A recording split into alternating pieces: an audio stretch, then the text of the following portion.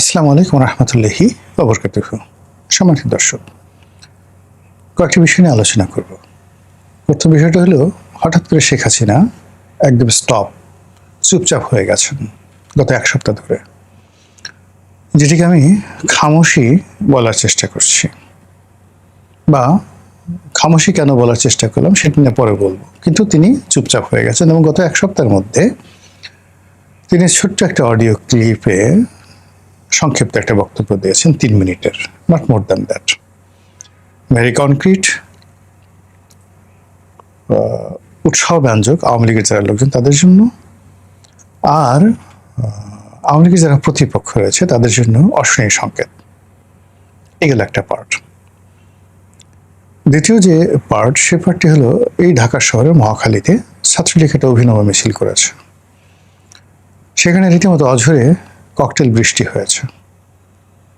আওয়ামী লীগ যে সময়টাতে রাজপথে ছিল ইফেক্টিভ পলিটিক্যাল পার্টি রূপে, হরতাল, অবরোধ, ককটেল, গাড়ি পোড়ানো, পেট্রোল বোমা মারা, এই জিনিসগুলো আওয়ামী লীগের সঙ্গে মানে এমনভাবে যেন আম এবং দুধ যেভাবে মিশে যায়, আওয়ামী লীগের আন্দোলন মানেই হরতাল, ভাঙচুর, জ্বালাও পোড়াও ইত্যাদি সবকিছু।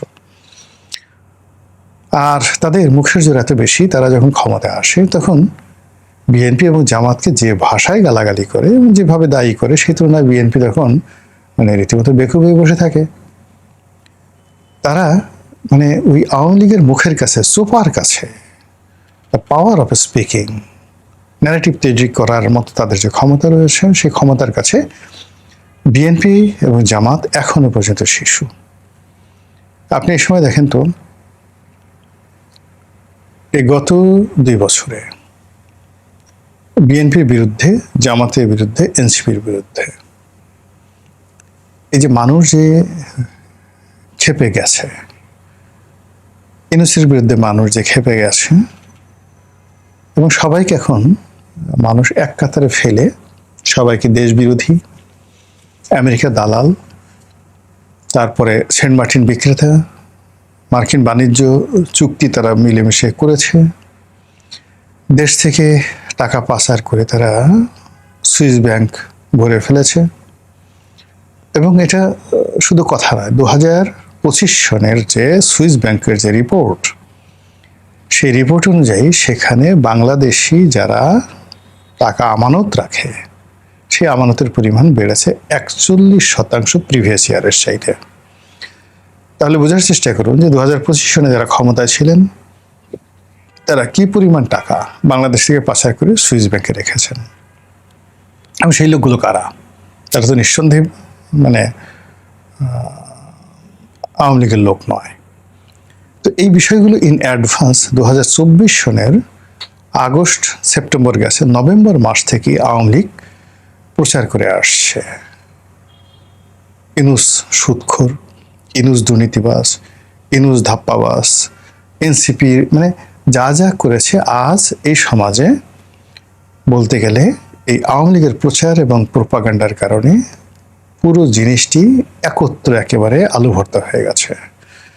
অর্থাৎ আমেরিকার দালালি করতে গিয়ে এখানে আপনি বিএনপি, জামাত এবং ইউনূস, এনসিপি তাদেরকে আলাদা করতে পারবেন না, কিন্তু তাদের মধ্যে আলাদা সত্তা হয়তো আছে, কিন্তু আওয়ামী লীগ তাদেরকে একত্র করে ফেলেছে।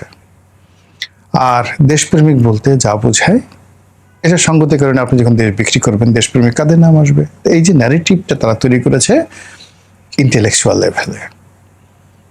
এখন এই ইন্টেলেকচুয়াল লেভেলে দেশে এবং দেশের বাইরে তারা হিন্দুস্তান টাইমসকে ব্যবহার করেছে, আনন্দবাজারকে ব্যবহার করেছে, দ্য হিন্দুকে ব্যবহার করেছে, পাকিস্তানের ডনকে ব্যবহার করেছে, Telegraph, economics, time magazine, new York Times, Washington post, তারপর জার্মানির মানে পত্রিকা, জাপানের পত্রিকা, এরপর লামন্ডে,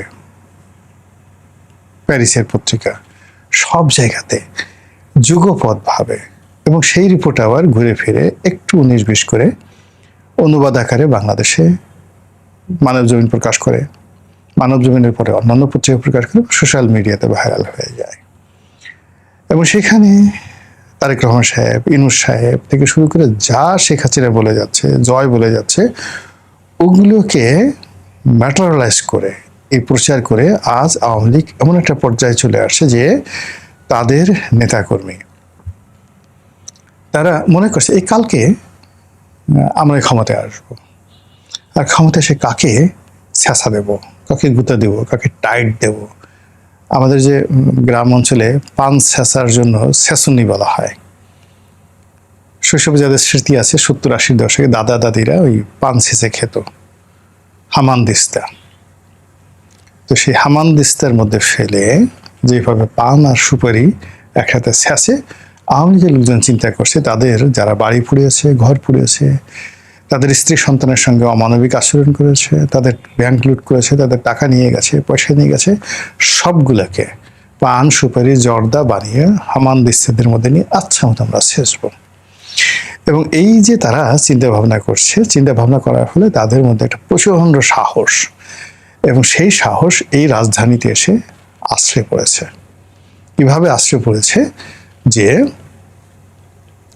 মহাখালীর মতো ব্যস্ততম জায়গাতে তারা রীতিমতো ককটেল বৃষ্টি করে ঝরিয়ে তারা সেখানে মিছিল করেছে। পুলিশ কি করেছে? 2 জনকে গ্রেপ্তার করতে পেরেছে, কিন্তু বাকি সবাই সেখান থেকে চলে গেছে। কিন্তু আতঙ্ক তো ছড়িয়ে পড়েছে। এখন এটা মহাখালী কেন? ওই যে মহাখালীতে আওয়ামী লীগের যারা প্রতিপক্ষ তারাই সেতু ভবন পুড়িয়েছিল, তারাই মহাখালী বক্ষব্যাধি হাসপাতালের ওই এলাকাটাতে 2-3টে অফিসে আগুন দিয়েছিল। তার মধ্যে স্বাস্থ্য অধিদপ্তর, তারপর যেটাকে বলা হয় ত্রাণ মন্ত্রণালয়ের অধীন যে একটা অফিস আছে, দুর্যোগ এবং পুনর্বাসন অধিদপ্তর, সেখানে সেতু ভবন।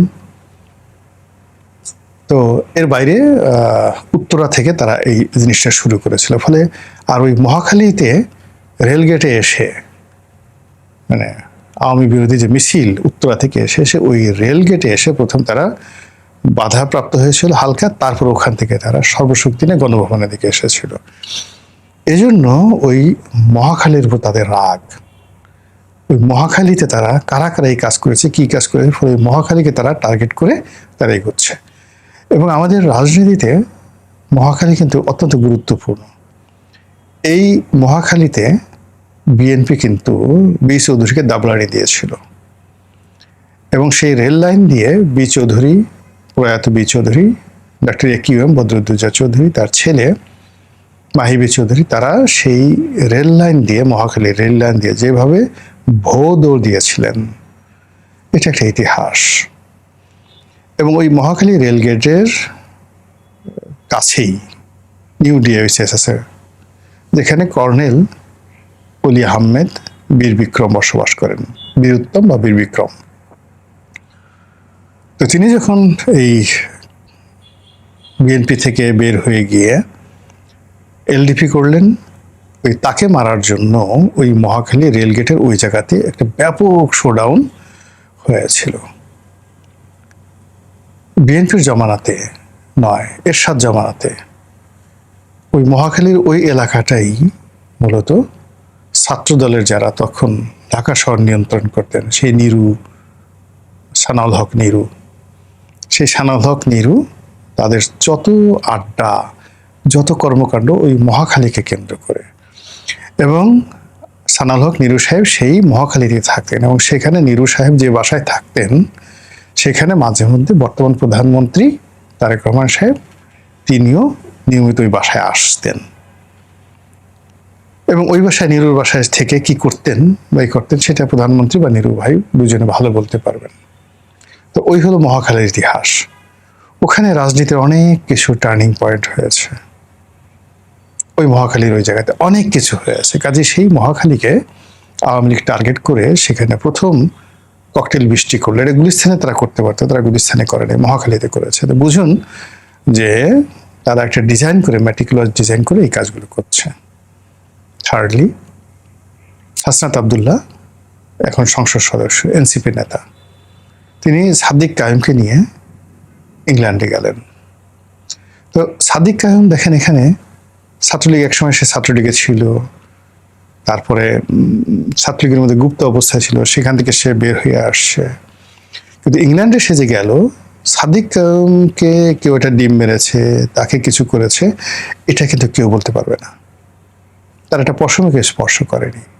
হোয়াই? সেকেন্ড থিং হলো, ওখানে দফায় দফায় হাসনাত আবদুল্লাহ যখন নামলো তখন এক দফা গালাগালি করলো, ইচ্ছা মতো গালাগালি করলো। আপনি যতই বীরত্ব দেখান না কেন, রাজনীতি আমরা যারা করি, আমাদেরকে উদ্দেশ্য করে কোনো একটা চোখে মুখে সামনে দাঁড়িয়ে কেউ গালাগালি করে, ওটা ঘুমানো যায় না, ভালো লাগে না। এখন হাসনাত আবদুল্লাহকে হিথ্রো এয়ারপোর্টে গালাগাল করা হয়েছে, সে যতই বড় কথা বলুক না কেন, তার কিছুটা হল তার মন খারাপ হয়েছে। 2 নম্বর হলো যে সে অক্সফোর্ডের যে একটা সংগঠন, যে সংগঠনের মূলত জামাত নিয়ন্ত্রিত একটা সংগঠন, সেখানে অক্সফোর্ড ইউনিভার্সিটির যে হলটি, একটা হল যেখানে বিতর্ক হয়, বিভিন্ন অনুষ্ঠান হয়, সেই হলটি ভাড়া করে সেখানে সেই কাজটি করা হচ্ছে। ঢাকা বিশ্ববিদ্যালয় যেমন ধরেন সিনেট হল, মানে একজন এখানে ঢাকা বিশ্ববিদ্যালয়ে যে সিনেট ভবন আছে, সে সিনেট ভবনে একটা হল আছে, সেটা ইচ্ছে করলে অনেকে ভাড়া নিতে পারেন।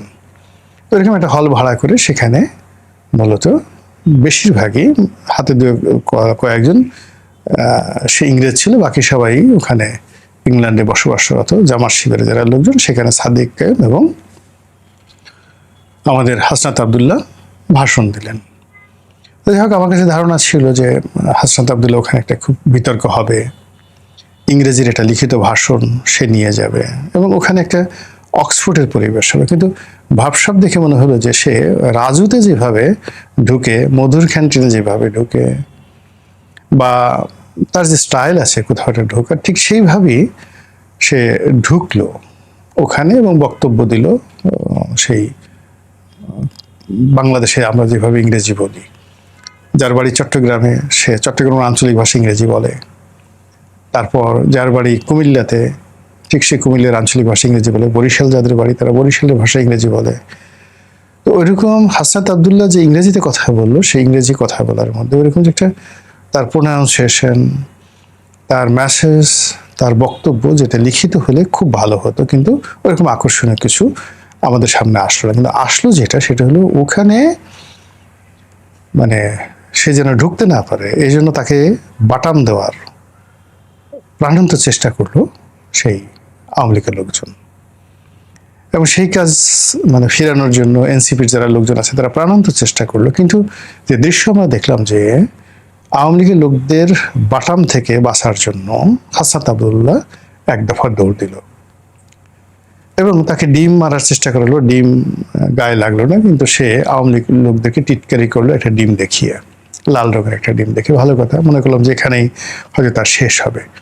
কিন্তু পরবর্তীতে একটা ভিডিও, ওটা কি এআই করা না সত্য না মিথ্যা আমি জানি না, সেটা হলো সে রাস্তাতে হাঁটছিল, ওই অবস্থাতে আবার তাকে আক্রমণ করেছে আওয়ামী লীগের জন্য। এইবার তাকে আচ্ছা মতো ডিম মারা হয়েছে, ঘ্যাটা ঘ্যাট ডিম।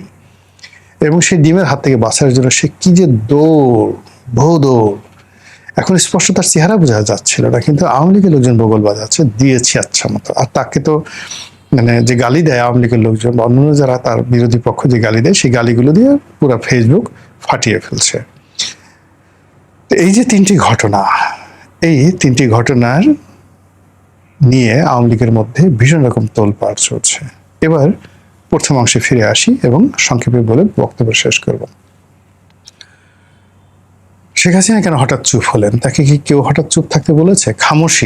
খামোশি অর্থাৎ চুপ হয়ে যাওয়া, এবং তাকে কেউ অনুরোধ করা, ধমক দেওয়া, বলা যে আপনি এই মুহূর্তে একটু চুপ থাকেন, এটাকে বলা হয় খামোশ বা খামোশি। ধমক শুনে চুপ হয়ে যাওয়া। আর যদি আপনি নীরব হয়ে যান, সাইলেন্স, সেই সাইলেন্স হলো মানে অন্য একটা অর্থ। You are gathering, refueling yourself under meditation. আর হলো যেটা হলো, আর এটা হলো মৌনতা, উদাসীনতা, নীরব হয়ে যাওয়া। কিন্তু শেখ হাসিনার ক্ষেত্রে আমি খামোশি শব্দটা ব্যবহার করলাম এই কারণে যে তার যারা আপনজন আছেন তারা নিঃসন্দেহে বলছেন যে আপা আপনি তো অনেক বলেছেন, অনেক করেছেন, এখন একটু কয়েকদিনের জন্য একটু একটু হালকা চুপ থাকেন, দেখেন আমরা কি করি। আপনার পার্ট, ইউ হ্যাভ ডান এ লট, আপনি আমাদের জন্য অনেক কিছু করেছেন, এখন আমরা কিছু করি, এরপরে আপনি বলেন। এবং তার প্রেক্ষিতে এই যে মহাখালীতে যে ঘটনা ঘটছে, এবং এখন বাংলাদেশে রেড অ্যালার্ট জারি করা হয়েছে, আওয়ামী লীগের যে প্রতিষ্ঠা বার্ষিকী, সেই প্রতিষ্ঠা বার্ষিকীতে যে কোনো অকারেন্স ঘটতে পারে, যে কোনো মানে সহিংসতা ঘটতে পারে, এই জন্য সরকার ভয় পাচ্ছে, সরকার সতর্ক হচ্ছে, এই জন্য সারা দেশে রেড অ্যালার্ট জারি হয়েছে। ইট মিনস আপনি আওয়ামী লীগকে নিষিদ্ধ করেছেন, ছাত্রলীগকে নিষিদ্ধ করেছেন, কিন্তু তাদের আতঙ্ক আপনাকে তাড়া করে ফিরছে। ভূতের চেয়েও বেশি ভয় পাচ্ছেন, সাপের চেয়ে বেশি ভয় পাচ্ছেন, রাক্ষসের চেয়ে বেশি ভয় পাচ্ছেন, খোকসের চেয়ে বেশি ভয় পাচ্ছেন। আর এই যে আপনার যে ভয় বা আমাদের যে ভয়, এই ভয়ই আওয়ামী লীগের মধ্যে খুশির নাচন তৈরি করে ফেলেছে। মহান আল্লাহ আমাদের সবাইকে হেদায়েত দান করুন, হেফাজত করুন। আসসালামু আলাইকুম ওয়া রাহমাতুল্লাহি ওয়া বারাকাতুহু।